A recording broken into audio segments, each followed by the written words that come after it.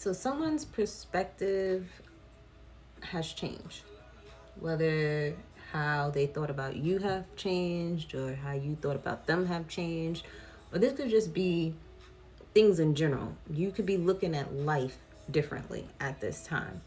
And because of it, it has you thinking a lot about everything that's happened to you in the past, the present, and even what's going to happen in the future. Stay grounded, because you don't want to be like air signs and get too high up in the clouds, and next thing you know, you're falling to the ground, you know. So keep yourself balanced, keep yourself grounded at this time, because you could be awakened to new ideologies, new ways of doing things. Many of you may take some time to just obtain all the information that you've received and like sit with it within yourself, which is not a bad thing to do, because you want to make sure things resonate with you and you're not just going with the flow of things, because you have to be mindful there are charlatans out here in this world. There are people that pretend to be all love and light, and those be the main ones dishing out illusions to you. Okay, you want to make sure when you, because this may be for some spiritual newbies, you want to make sure the people that you choose to learn from are actually teaching you how to grow. Are they, the big thing is, what are they teaching you? Are they teaching you how to stay stuck and stagnant? Are they teaching you how to go through things and grow through them as well? Are they helping you transform for the better? Or are they keeping you in one place or keeping you dependent on them? Are they teaching you how to be self-sufficient?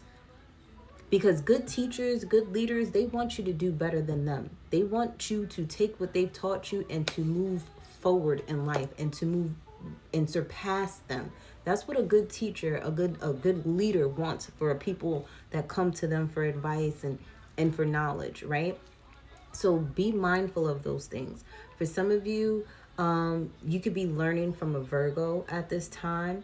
Those are some great, I mean, I have my biased opinions about Virgos, but those are from personal people that I've personally experienced. But most high vibrational Virgos, you can learn so much from them. Okay, they're very studious individuals, and they are so analytical, and they are so, they know how to nitpick so well to make you like the perfect person, honestly, in their eyes. But they're the type of person that could tell you exactly what's wrong with you, what you need to do to fix it, and go on about your business type of energy. So you could be learning from a Virgo.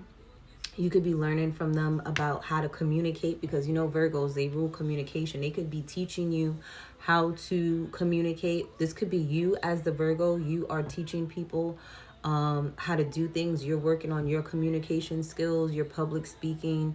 Some of you could be learning from a Gemini. Geminis can teach you so many different things. Like Geminis is like an encyclopedia, okay? Like they're the dictionary. They're the thesaurus, you know. They are the person you can call and ask them the most randomest ass question, and they will have an answer for you. And if they don't, they will definitely figure it out within 2.2 seconds. Okay.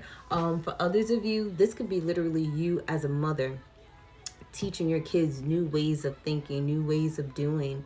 You may have grew up in a strict family where they were very closed-minded individuals, and you may be that parent where you're like, you know what, I'm going to be more open-minded with my children. I'm going to allow them to, you know, use their critical thinking skills and teach them how to ask me questions in a respectful way, you know, because most people, we grew up, in, especially in my community, asking the question why was a problem.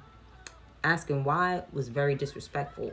But little did our parents know, and our grandparents knew, and great-grandparents knew, like, we were asking why because we fully didn't understand what the hell they were trying to tell us.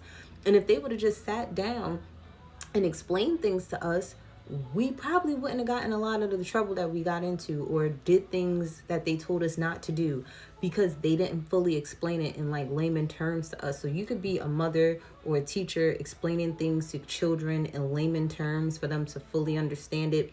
I don't know why I just got a vision of this lady that used to, well, she doesn't used to, she does it on TikTok, where she like teaches her kids how to cook. She teaches them etiquette. She teaches them. Then there's another mom. She teaches her kids how to budget and do finances and taxes, and she gives them scenarios of like, oh, if you made this amount of money, this was your income and these were your expenses, and what would you save and what kind of car could you afford, type of thing.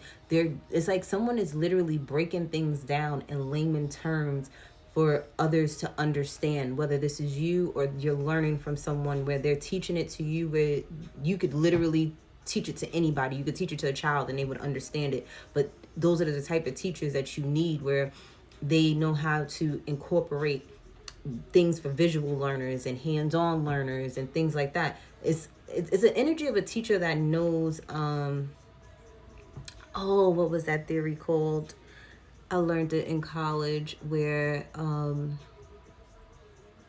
it was basically, I think somebody Garner, I think his last name was Garner. Don't quote me on it, but there was this guy that he came up with this ideology of how there were multiple ways of learning, multiple intelligences. I think that's what it was called. You can Google it; it'll probably come up for you. And if you are a teacher watching this, or educator or some sort, there may be a need for you to incorporate different ways of teaching, because everybody doesn't learn the same way. But with that said, that was your message.